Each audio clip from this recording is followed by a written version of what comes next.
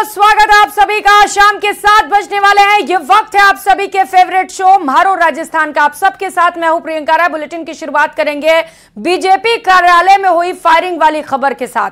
एक तरफ बीजेपी में ज्वाइनिंग का सिलसिला जारी है तो वहीं दूसरी तरफ बीजेपी नेता ही आपस में झगड़ रहे हैं। बात गोलीबारी तक पहुंच गई और फिर बीजेपी ऑफिस के सामने ही ताबड़तोड़ गोलियां चलने लग गईं। ये रिपोर्ट देखिए।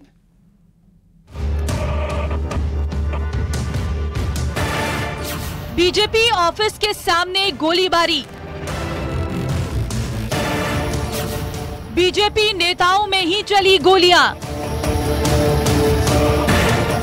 परिवार की लड़ाई पार्टी तक आई।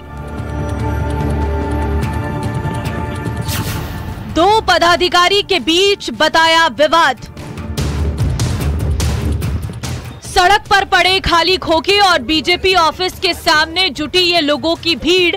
ये भगदड़ है धौलपुर के बीजेपी ऑफिस के सामने, जहां 2 पार्टी पदाधिकारियों में ही मारपीट हो गई। बात इतनी बड़ी कि ताबड़तोड़ गोलियां चलने लगी। बीजेपी ऑफिस के अंदर कांग्रेस नेताओं की ज्वाइनिंग चल रही थी और बीजेपी ऑफिस के बाहर ताबड़तोड़ गोलियां। हालात इतने खराब हो गए कि मौके पर भगदड़ मच गई। सैकड़ों लोगों की भीड़ इधर उधर भागने लगी और झगड़े के दौरान एक पक्ष की तरफ से करीब 3 से 4 राउंड फायरिंग की गई, जिसमें बीजेपी युवा मोर्चा अध्यक्ष भूपेंद्र गंभीर रूप से घायल हुए। दोनों पक्षों में पुरानी रंजिश बताई जा रही है, जो कांग्रेस नेताओं की ज्वाइनिंग के दौरान काफी बढ़ गई और फिर मारपीट के बाद फायरिंग शुरू हो गई। तो भूपेंद्र सिंह है और एक तरफ रामकेश है। दोनों आपसी झगड़ा हुआ है और पूरी जानकारी लेकर के सर फायरिंग की भी सूचना मिली। हाँ, फायरिंग की सूचना हमारे पास भी है, लेकिन पूरी जानकारी किसी की लगी गोली? हाँ, गोली लगने के समाचार है, लेकिन उसको रेफर कितने लोग घायल हैं सर? कुल 5 लोग घायल हैं। हाँ, किस बात लोग का झगड़ा हुआ बताइए? पुराने रंजिश को लेकर के झगड़ा। बीजेपी कार्यालय में मंगे और धर्मेंद्र कंसाना, जो कि किसान मोर्चा का अध्यक्ष है, वो उसके परिवारजन सब इकट्ठे होकर आ गए और उसके परिवारजनों ने मुझे घेर लिया। पहले ही घेर करके जम करके लठ दिए, लठ दे करके डाल दिया धरती में। फिर जवाबी कार्रवाई में मैंने साहब इतने कार्रवाई करी है। वहीं मौके पर पहुंची पुलिस ने घायल को अस्पताल में भर्ती कराया है, जहां से उसे हायर सेंटर रेफर कर दिया गया है। वहीं पुलिस को सड़क पर कारतूस के खाली खोखे मिले हैं, जिसको बरामद कर पुलिस जांच में जुटी है। धौलपुर से न्यूज़ 18 राजस्थान के लिए हरिवीर की रिपोर्ट।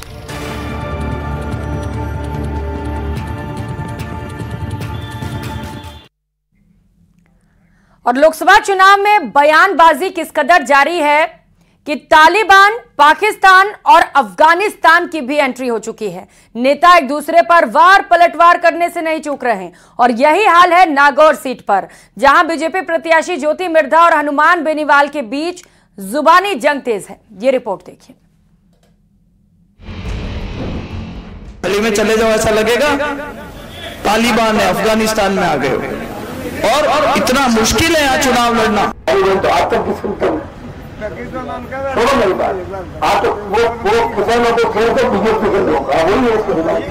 मजबूती रखी भारतीय जनता पार्टी। सुना आपने, ये बीजेपी प्रत्याशी ज्योति मिर्धा और आरएलपी सुप्रीमो हनुमान बेनीवाल हैं, जिनके बीच जुबानी जंग चल रही है और इस जुबानी जंग में तालिबान और अफगानिस्तान हो रहा है।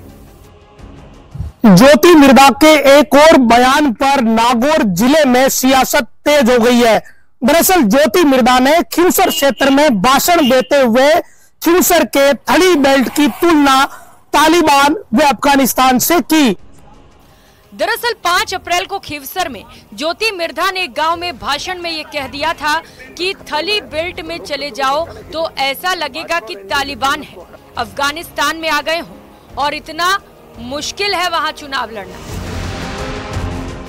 धारणा थी जयपुर में और दिल्ली में, कहते थे यार खिंवसर, मैंने कहा कभी देखा है खिंवसर? ये तो फिर भी सवाल है क्या? मैंने कहा थली में चले जाओ ऐसा लगेगा तालिबान है, अफगानिस्तान में आ गए हो और इतना मुश्किल है यहाँ चुनाव लड़ना। एक मजाक की बात नहीं है। नागौर विधानसभा से मैंने चुनाव लड़ा था। इतनी विधानसभा है कि 7 दिन में आराम से करो तो पूरे गांव ढाणी कवर हो जाते हैं, और खिंवसर में करने लगो तो एक चक्कर काटने में कम से कम 18 दिन लगते हैं। दिन और रात मेहनत करो तो साधु आ गई ये रेवत जी को और इनकी पूरी टीम को, जिन्होंने इतने छोटे टाइम में इतना चुनाव लड़ा और ऐसे माहौल में चुनाव लड़ा। इसी बात को इंडिया गठबंधन के प्रत्याशी हनुमान बेनीवाल ने मुद्दा बनाया और कहा कि ज्योति मिर्धा को देखो वो क्या कहती हैं। थली का जो इलाका है वहाँ तालिबानी है, अफगानिस्तानी है। तालिबानी तो आतंकी संगठन है। किस तरह से लोगों को बांट रहे हैं और क्या इनकी मानसिकता है।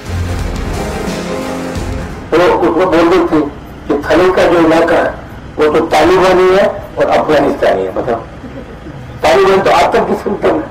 छोड़ो मेरी बात, आप तो वो किसानों को खेल कर बीजेपी के लोग वही है उसको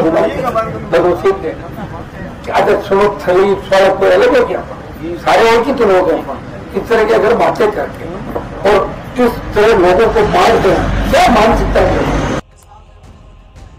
बात यही खत्म नहीं हुई। ज्योति मिर्धा ने हनुमान बेनीवाल को चुनौती तक दे दी।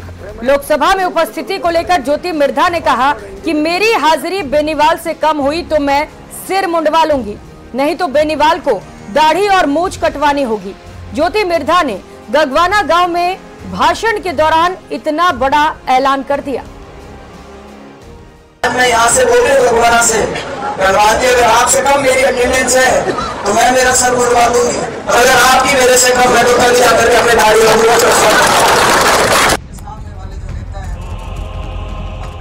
फिलहाल ये दूसरा मौका है जब ज्योति मिर्धा के बयान को इंडिया गठबंधन के प्रत्याशी हनुमान बेनीवाल ने भुनाने की कोशिश की है। इससे पहले संविधान में बदलाव वाले बयान को लेकर बेनीवाल ने घेरने की कोशिश की थी। कुल मिलाकर दोनों तरफ से जमकर सियासत हो रही है।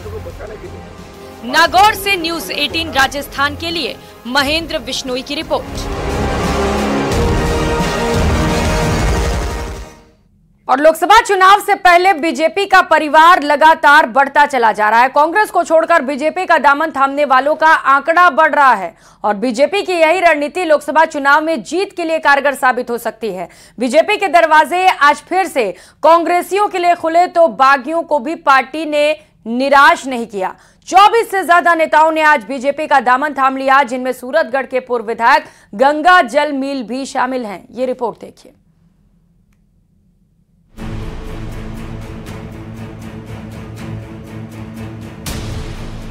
बीजेपी का लगातार बढ़ता परिवार, मील परिवार ने फिर थामा दामन। 17 साल बाद बीजेपी में हुई वापसी, 24 से ज्यादा नेताओं की ज्वाइनिंग।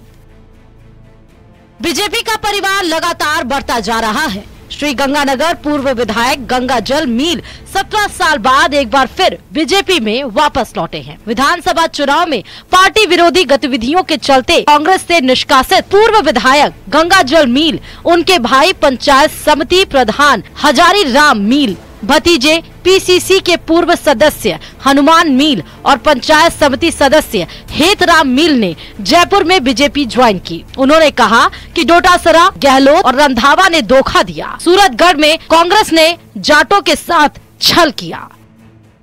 एक कोई गेंदर को ले आए पकड़ के और उसको मंत्री का दर्जा दे दिया और एक सरदार को बना दिया। सरदार जी ने, रंधावा साहब ने, अपनी जाति का देख के, उसने भी कभी पार्टी का रतिबरी काम नहीं किया। ऐसे आदमी को फिर भी हमने सोचा कोई बात नहीं, पार्टी के अंदर होता है। लेकिन लास्ट में ये हो गया कि पार्टी में तो कोई जुम्मेदार आदमी है ही नहीं। डोटासरा अलग खींचते हैं अपने स्वार्थ के लिए, अशोक जी अपने स्वार्थ के लिए खींच रहे हैं, दूसरा अपने स्वार्थ के लिए खींच रहे हैं। तब हमने सोच लिया भी पार्टी में कोई दम नहीं है और लास्ट में हमें पार्टी टिकट भी नहीं दी। लेकिन हमें टिकट नहीं दी, कोई बात नहीं। राजा राम ने ये बात का टिकट हम नहीं मांगते, कोई बात नहीं, आपको दस्ती है तो। लेकिन जाट महासभा है प्रदेश के अंदर, जिले के अंदर जाट है बहुत है। आप चाहे साधुर शहर दे दो चाहे सूरतगढ़ दे दो, एक डेढ़ तो दो, लेकिन वो भी नहीं दी उन्होंने। तब हमारा मन भर गया कांग्रेस पार्टी से भी और वापिस से मेरा ये मन हो गया बीजेपी पार्टी तो हमारी पुरानी पार्टी है, मैं वापिस आया हूँ। और आज मेरे को ऐसा लगा है 20 साल बाद में जैसे मैं मेरे घर आया हूँ और मुझे बड़ी खुशी हुई है। और अब मैं पुरानी बातें याद करता हूँ, मोदी जी के भाषणों की और की, जो मोदी जी ने पूरे वर्ल्ड के अंदर अपना पार्टी का नाम चमकाया और देश के अंदर है आज पार्टी का पूरा डंका बज रहा है। लेकिन जो कांग्रेस के जो नेता हैं, आज जो कांग्रेस पार्टी के जो हालात हैं वो 3-4 टुकड़ों में बढ़ चुकी है। तीन नेताओं ने अपने अपने अलग लॉबियां बना रखी हैं और एक निष्ठावान कांग्रेस की जो कार्यकर्ता हैं वो बिल्कुल अलग थलग पड़े हुए हैं, उनकी कोई सुनने वाला नहीं है और आज इसी वजह से कांग्रेस की हालत हो रही है। दरअसल इससे पहले 2003 में गंगाजल मील ने कांग्रेस छोड़कर बीजेपी ज्वाइन की थी। तब पीलीबंगा विधानसभा क्षेत्र से बीजेपी की टिकट पर चुनाव लड़े गंगाजल मील की तत्कालीन मुख्यमंत्री वसुंधरा राजे से पटरी नहीं बैठी थी। इस पर मील ने 2007 में बीजेपी छोड़कर फिर कांग्रेस ज्वाइन कर ली थी। इसके बाद 2023 में डूंगर राम गेदर को कांग्रेस प्रत्याशी बनाने पर मील ने बीजेपी प्रत्याशी का समर्थन किया था। कि जिन परिस्थितियों के कारण से मैंने पार्टी को छोड़ा वो आज परिस्थितियां बहुत बदल चुकी है और वास्तव में आज भारतीय जनता पार्टी में जिस प्रकार से देश की परिस्थिति है और देश की जो मांग है उसके अनुकूल मैं कुछ कर सकूं, इसलिए अपने आप में गर्वान्वित महसूस कर रहा हूं। विधानसभा का टिकट आपने मांगा था, पार्टी ने आपको टिकट दिया नहीं, आपने बागी होकर के चुनाव लड़ा। तो ये जो पीरियड है जब पार्टी से बाहर निकली और अब आपको पार्टी ने कहा क्या, किस शर्त के साथ आप बीजेपी ज्वाइन कर रहे हैं आज? नहीं, शर्त जैसी कोई बात नहीं, पार्टी ने कहा, मैं पार्टी का पुराना कार्यकर्ता रहा हूँ, इसलिए स्वाभाविक रूप से पार्टी ने जैसे याद किया तो वापस मैं पार्टी में आ रहा हूँ। क्या पार्टी ने भरोसा दिया है कि आपको फ्यूचर में आपका ख्याल रखेंगे, सीकर से आपको विधानसभा में टिकट दे देंगे, चुनाव लड़वा देंगे? नहीं, ऐसा कुछ नहीं कहा है। कुछ नहीं कहा है ना। तो क्या स्वामी सुमेधानंद जी को जिताने के लिए अब जी जान से जुट जाएंगे आप? तो पार्टी का जो आदेश होगा उसको तो मानना ही पड़ता है। पार्टी का आदेश, सब पार्टी को जो ही नहीं कर रहे हैं तो जो पार्टी आदेश देगी उसको अक्सर से मानना मेरा दायित्व बनता है।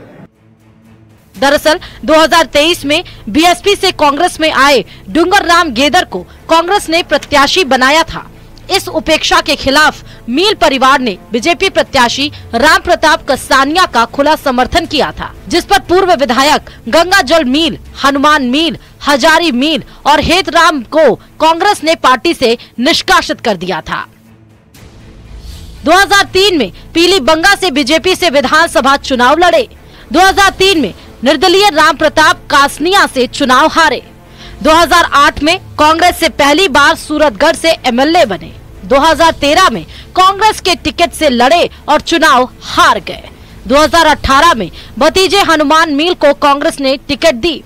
2018 में भतीजे हनुमान मील भी चुनाव हार गए।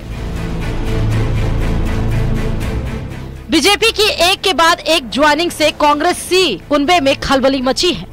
एक के बाद एक नेताओं का पार्टी छोड़ भाजपा का दामन थामने से कार्यकर्ताओं में गहरी निराशा झलक रही है और इसके प्रत्याशियों की जीत की राह दिन प्रतिदिन और मुश्किल होती दिख रही है। राजा राम मील जाट महासभा के 30 साल से अध्यक्ष, आरक्षण दिलाने में जाट महासभा का अहम योगदान। जाट महासभा का प्रदेश भर में बड़ा नेटवर्क है। राजा राम मील किसान यूनियन के प्रदेशाध्यक्ष हैं। राकेश टिकैत के करीबी नेताओं में शुमार है राजा राम मील। किसान आंदोलन के दौरान 1 साल तक आंदोलन किया। मील परिवार का बीजेपी से जुड़ाव होने से बीजेपी को जयपुर ग्रामीण, सीकर, चुरू, झुंझुनू, श्री गंगानगर, बीकानेर, नागौर, अजमेर, बाड़मेर, भरतपुर, पाली, भीलवाड़ा, अलवर के जाट बहुल इलाकों में पार्टी का जनाधार मजबूत होने की उम्मीद है। प्रधानमंत्री नरेंद्र मोदी ने फिर एक बार मोदी सरकार के साथ में इस बार 400 पार का नारा दिया है। इस नारे को साकार रूप देने के लिए बीजेपी जी जान से जुटी हुई है और उसने उन तमाम नेताओं के लिए दरवाजे खोल दिए हैं जो पार्टी के लिए उपयोगी हैं और विरोधी पार्टियों में उपेक्षित हैं। देखना यही है कि बीजेपी की ज्वाइनिंग की कोशिशें किस तरह कामयाब होती है और पार्टी राजस्थान में मिशन 25 को इस बार किस तरह पूरा करती है। कैमरा पर्सन मान सिंह के साथ बाबूलाल धायल, न्यूज 18 जयपुर। तो एक और लगातार भारतीय जनता पार्टी का कुनबा बढ़ता चला जा रहा है, तो वहीं दूसरी ओर गुजरात के अहमदाबाद पहुंचे पूर्व सीएम अशोक गहलोत ने बड़ा बयान दिया। उन्होंने कहा कि इलेक्टोरल बॉन्ड के नाम पर बड़ा घोटाला हुआ।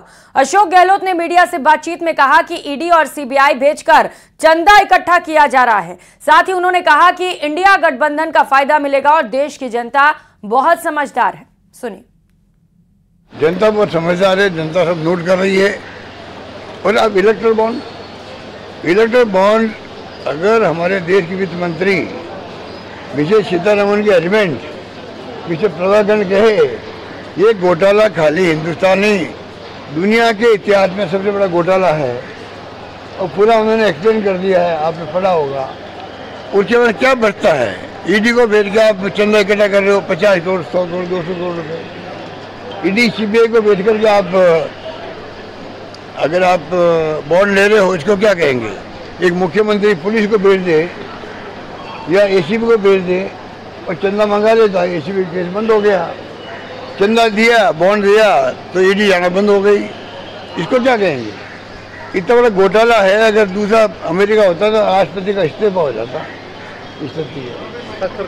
यहाँ तो मोदी जी उसको मंजूरी नहीं कर रहे हैं, उसको उसी में और उनको ट्रांसपेरेंसी दिख रही इसके अंदर भी। मोदी जी को इलेक्ट्रल बॉन्ड के घोटाले में, जिसमें भयंकर करप्शन का मामला सामने आ गया सबके सामने।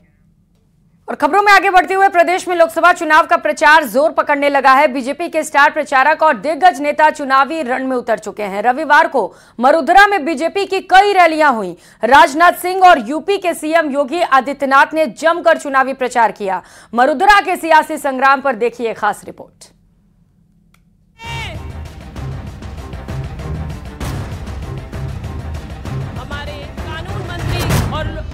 राजस्थान के सियासी रण में बीजेपी के दिग्गजों की एंट्री हो गई है।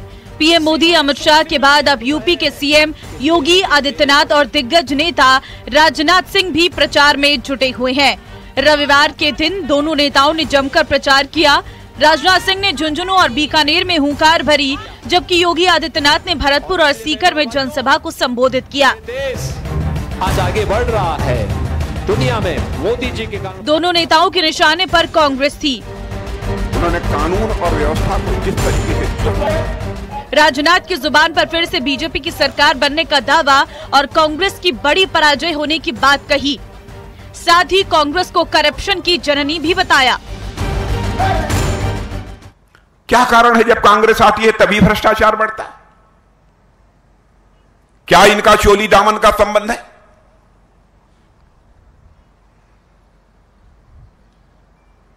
मैंने एक फिल्म देखी थी बचपन में, पता नहीं आप लोगों ने देखी है, देखते हैं कि नहीं देखे हैं।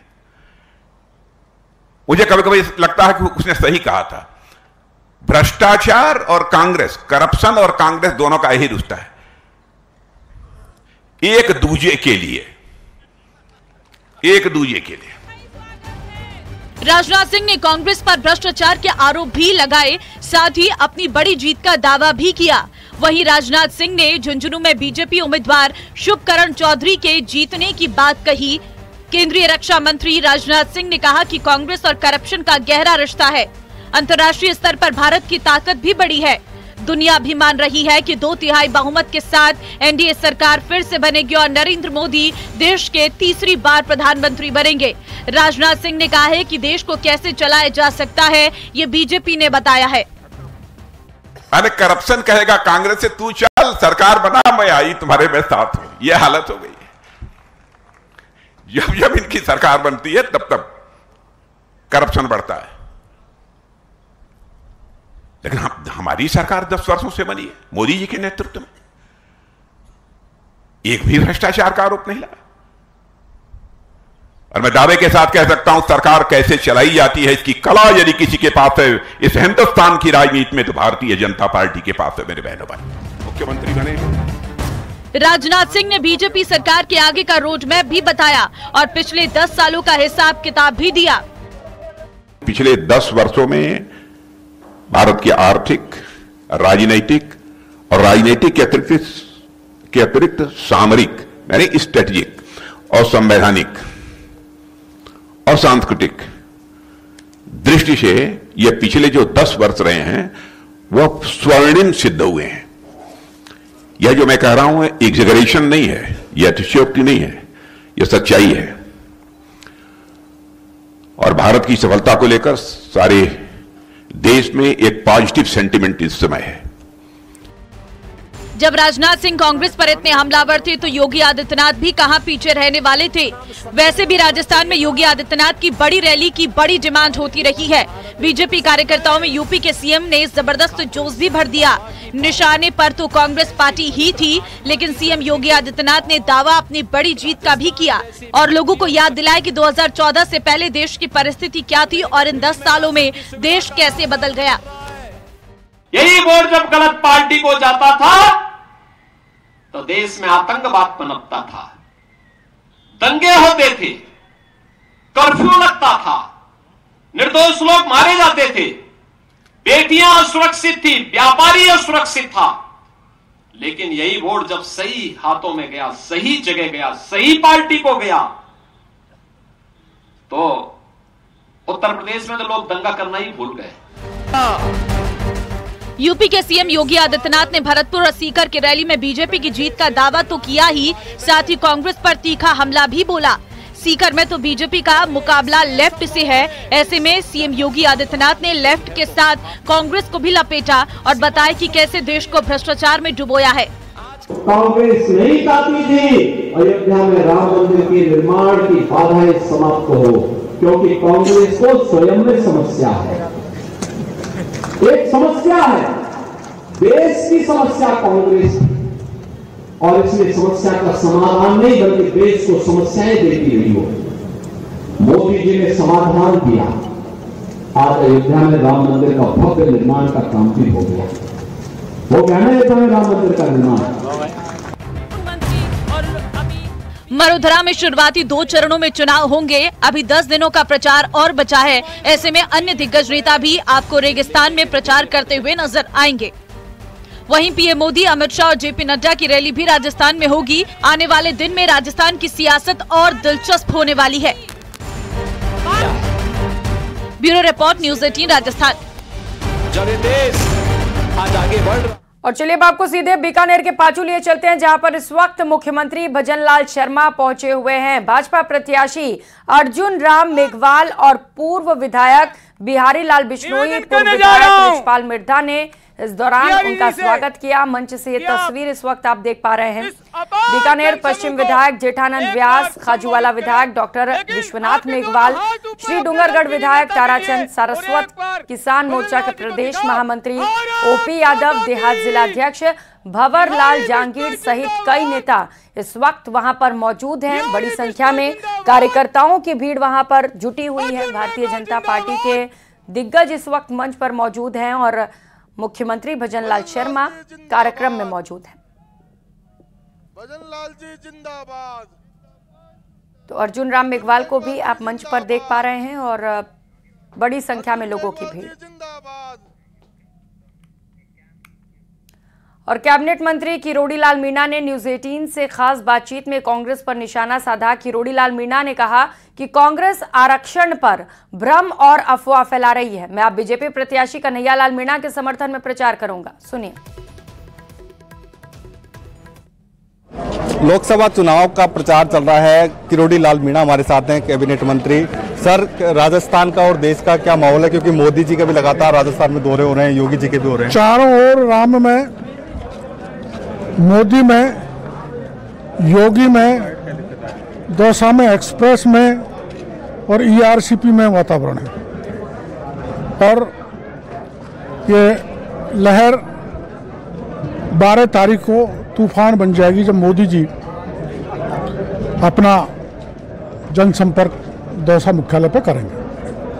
हाँ सर, आरक्षण को लेकर एक बड़ा वो चल रहा है। SC ST के लोगों को ये कहा जा रहा है कि संविधान बदल दिया जाएगा, आरक्षण खत्म कर दिया जाएगा। भारतीय जनता पार्टी, ये भारतीय जनता पार्टी है, मोदी जी हैं। आपने योगी जी को सुना कि पहली बार लोकतंत्र बहाली जम्मू कश्मीर में हुई, उसके साथ ही वहाँ ST SC को आरक्षण दे दिया। और राजस्थान बीजेपी के लोकसभा चुनाव प्रभारी विनय सहस्त्रबुद्धे करौली के दौरे पर रहे। इस दौरान उन्होंने करौली धौलपुर लोकसभा चुनाव को लेकर होटल में कार्यकर्ताओं के साथ बैठक की। मीटिंग में 11 अप्रैल को पीएम मोदी के प्रस्तावित दौरे की तैयारी की समीक्षा की। साथ ही कार्यकर्ताओं को पीएम मोदी की सभा के लिए भीड़ जुटाने को कहा। इस दौरान विनय सहस्त्रबुद्धे ने कांग्रेस पर जमकर निशाना साधा। विकास ये मंत्र लेकर 2014 से माननीय प्रधानमंत्री नरेंद्र मोदी जी के नेतृत्व में देश को सुशासन और विकास का अनुभव दे रही है। और मैं मानता हूं कि करौली धौलपुर ये चुनाव क्षेत्र ऐसा है जहां सुशासन और विकास प्रत्यक्ष धरातल पर उतरा हमें दिखाई देता है। तो वहीं जोधपुर से कांग्रेस प्रत्याशी करण सिंह उचियारडा आज पोखरण विधानसभा क्षेत्र के दौरे पर रहे। उचियारडा और पूर्व कैबिनेट मंत्री सालेह मोहम्मद का जगह जगह पर भव्य स्वागत हुआ। इस दौरान उचियारडा और पूर्व कैबिनेट मंत्री सालेह मोहम्मद बीजेपी पर निशाना साधते हुए नजर आए। उचियारडा जनता से वोट की अपील भी करते हुए नजर आए और कांग्रेस को जिताओ, पूरा विकास का वादा भी किया।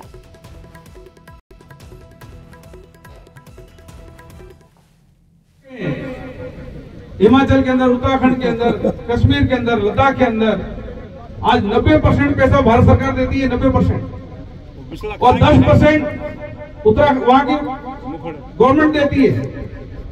तो आज यदि रेगिस्तान इलाका है, पहाड़ी और रेगिस्तानी में क्या फर्क है?